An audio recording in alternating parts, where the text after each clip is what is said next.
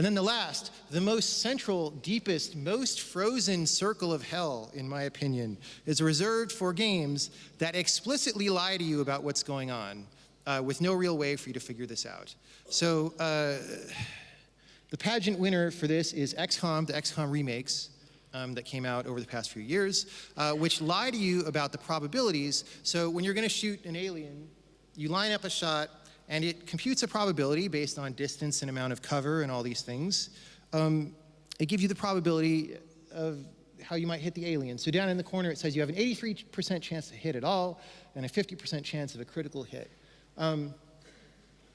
But, you know, Sid Meier at one point voiced the opinion that, oh, it feels better for players if they miss less because they feel like 90% means they should never miss and 80% means they should almost never miss or something. So games should lie about this stuff. And so the developers of the new XCOM apparently took this to heart. So all the probabilities are fudged.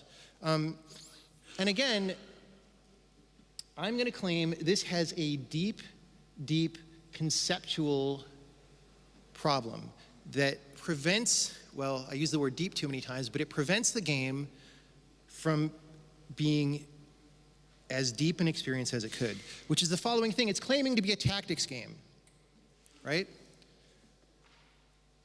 Where I move my little guys around and I make tactical decisions. But if I want to be a refined tactician, I'm going to make careful judgments about risk versus reward, and I'm going to come up with something optimal that gives me the best reward for the most acceptable risk. But I can't judge the risk if the game's lying to me about the risk all the time, right? So I can't be that good of a tactician. There's a ceiling on how good of a tactician I can be unless I go on some forum and learn exactly what the equation is of how the game's lying to me and then back solve it to figure out what the probabilities really are, right? At some level, so games, you know, games are about the subject matter that lives in the design and the programming. And games like this are in some sense about probability and about judgment in the face of probabilistic information. And so it's a really deep betrayal when they lie like this. The second thing, you know, the reason dogs play and the reason kids play is because we learn, and that doesn't ever go away. Adults learn from play. So when we play a game like this, even though we're not explicitly doing it as a learning exercise, the reason our brain enjoys playing is because it thinks it's learning something. And in this case, it thinks it's learning something about probabilities, right? As you play tens of hours of this game, you're getting some feeling of what it feels like to say, I'm going to take a risk at 70% probability, and I'm going to, over time, just get a feel for how often that's worth it or not, right? And then, the reason your brain thinks it's learning these things is so it can carry it forward into the rest of life. And if you carry your knowledge of probabilities from this game forward into the rest of life, you're going to make mistakes because your basic feeling about probability is wrong. And the funniest thing about this, I don't know if this changed in the sequel, and you know, I haven't verified it myself through hours of play, but what I've heard is that the exact equation that they use only jacks up the probability for so-called acceptable shots, which is anything 50% or over. So if it's under 50%, the probability is actually mostly unmodified, except that, you know, it's a pretty complicated equation where you get a base boost based on difficulty level and then something else contextual based on whether you're having a bad time or a good time in the combat and whether you've hit or missed recently.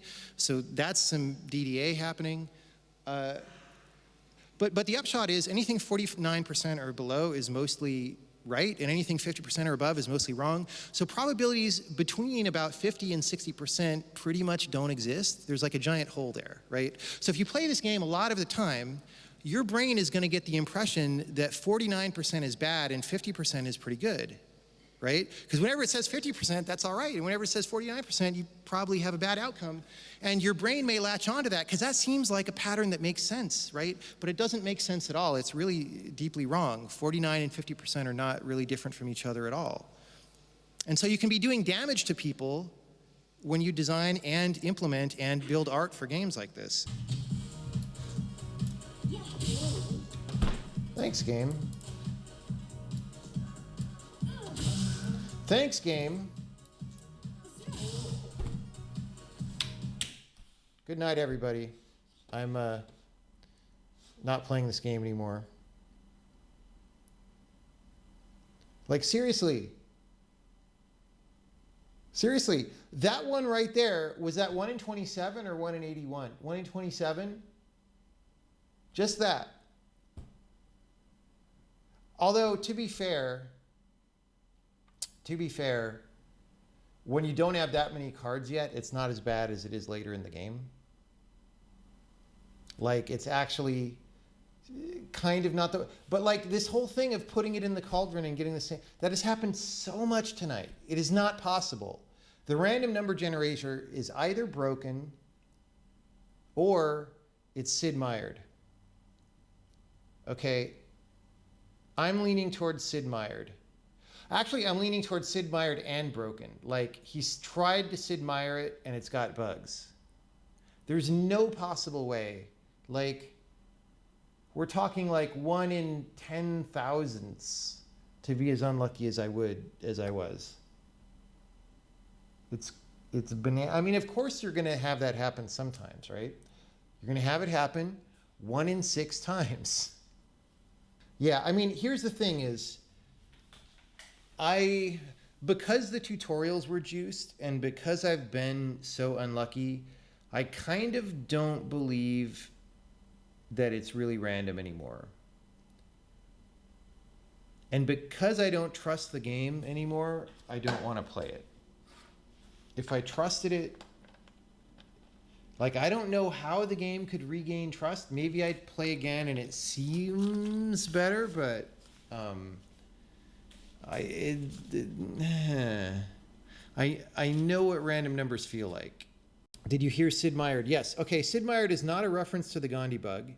It is a reference to his game developers conference speech from some years ago that made me very angry, where he spent an hour. I actually walked out in the middle, that's how bad it was, while everybody was sitting there doe-eyed watching the speech by the famous Sid Meier. He spent an hour telling you about how you should fake the die rolls in your game so that they report one probability, but they generate a different probability, because people's feeling is that when it says 80% to hit, they should pretty much always hit. That was his whole point of his speech that he spent an hour giving, and did not even understand the idea that people who are actually experts at a game, people who want to be good gamers, are actually going to do the right computation about what's the risk reward for anything, and you're lying to them about the risk reward, and B, that there's an ethical issue about like making people feel the wrong thing about probability, right? He had no idea about any of that. It was really bad. So that's what I mean when I say Sid Meiered. Now, I don't think this is Sid Meiered in that way, because his way was like positive Sid Meiering. I think there's actually something about the witch is supposed to be unlucky because she's a witch or something. Like, I don't even know. There's something in there about that. Hiding the truth to make people feel better is just like what most things do. Yeah, it's just, I don't know. I didn't like it, just the way he was talking about it so obliviously. Anyway. Like, I wanted to see a smart game design talk from a famous game designer, and it's, well, not what it was. Telling the truth is dangerous business. That is right. Telling the truth is dangerous business. That is exactly correct. Thank you and good night.